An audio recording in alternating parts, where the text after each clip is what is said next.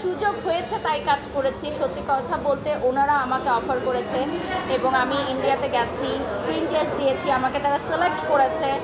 এটা করোনার আগের কথা, তখন কিন্তু আমি এতটা ব্র্যান্ডিংয়ে আসিনি। তো সেই আপনারা সিনগুলো দেখলেই বুঝবেন যে আমার একেবারেই আগের ফেস আছে। তখন আমি ফেসে কোনো অ্যাস্থেটিক সার্জারিও করিনি, কোনো প্রকার ট্রান্সফরমেশনও নাই, একদম আমার র ফেসটাই আপনারা দেখতে পারবেন সিনেমাতে। তো আমার মনে হয় যে সেই সময় আমাকে যারা অফার করেছিল তাদের সাথে ডেফিনেটলি আমার কাজ করা উচিত। আর সিনেমা মানেই হচ্ছে বড় পর্দা এবং ভারতে কাজ করার অভিজ্ঞতা অনেক বেশি। যাদের সাথে আমি স্ক্রিন শেয়ার করেছি তারা ভারতের বিগেস্ট স্টার, আপনারা স্ক্রিনে দেখলে বুঝতে পারবেন। তো তাদের সাথে কাজ করার অভিজ্ঞতা সত্যিই দারুণ, আমি মিস করতে চাই না।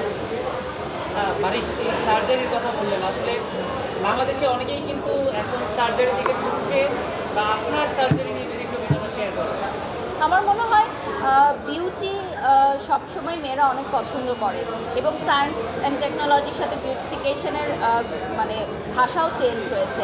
এখন সবাই চায় যে তাদের ফেসটা একটু শার্প হবে, কোরিয়ানদের মতো ভি শেপ হবে, বা তাদের লিপসটা একটু ফ্লাফি হবে, তাদের চোখটা একটু সুন্দর হবে, এই তো আমাদের চাওয়া। তো যার যেরকম কমতি থাকে সে সেটা পূরণ করে নেয় অ্যাস্থেটিক সার্জারির মাধ্যমে। That's it. এটা আমি খারাপ চোখে দেখি না মোটেও, সবারই সুন্দর হওয়ার অধিকার আছে। হ্যাঁ, আল্লাহ প্রদত্ত চেহারা যে সুন্দর না সেটা আমি বলছি না, বাট থাকে না একদম পারফেকশন, সবাই তো আর একদম পারফেক্ট ফেস নিয়ে জন্ম নেয় না, অনেকেই থাকে যে বাই বর্ন বিউটিফুল, তাদের কথা আলাদা। যাদের যে কমতি থাকে তারা সেটা পূরণ করে নেয় অ্যাস্থেটিক সার্জারির মাধ্যমে। সম্প্রতি কিছু দেখেছি আমরা, সার্জারি করতে গিয়ে চেহারা এতটা মানে বিশ্রী হয়ে গেছে যে তারপর আর তারা সামনে আসতে পারেনি। তো সেই জায়গা থেকে আপনার চাওয়ার পাশাপাশি এটা নিয়ে ভয় কাজ করে কিনা যখন আপনি এই বিষয়টা নিয়ে? আমি বাংলাদেশে শুধুমাত্র একজন ডক্টরের কাছেই হাতেই কাজ করাই। ওনার কাছে আমাদের বাংলাদেশের টপ সুপারস্টাররা থেকে শুরু করে সবাই কাজ করান।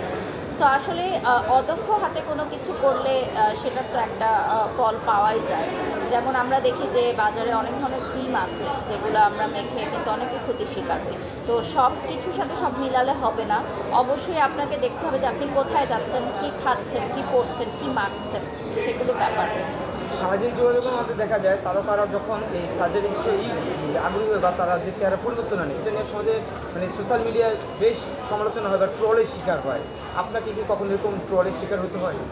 আমার মনে হয় সর্বপ্রথম আমি বাংলাদেশে এটাকে একদম ওপেনলি বলি যে আমি এস্থেটিক সার্জারি করেছি। সেই সময় নেটিজেনরা তুমুল ঝড় তুলেছিল, আমার কড়া মন্তব্য করেছিল। এখন এগুলো অনেক স্বাভাবিক হয়ে গেছে। তবে আমি সেই সাহসিকতা দেখিয়েছিলাম যে না, আমি যদি কিছু করি সেটা আমি বলতেও পারবো। যদি আমি না বলতে পারি তাহলে আমি কেন করবো সেই জিনিসটা? আমি তো এখানে কোনো অন্যায় করিনি, আমি তো কোনো অন্যায় কাজ করিনি, তাহলে আমি কেন লুকিয়ে রাখবো বা কেন আমি বলতে পারবো না? আমার এই সৌন্দর্যটা যাতে আরেকজনও ক্যারি করতে পারে সেজন্যই সবার মধ্যে ছড়িয়ে দেওয়া।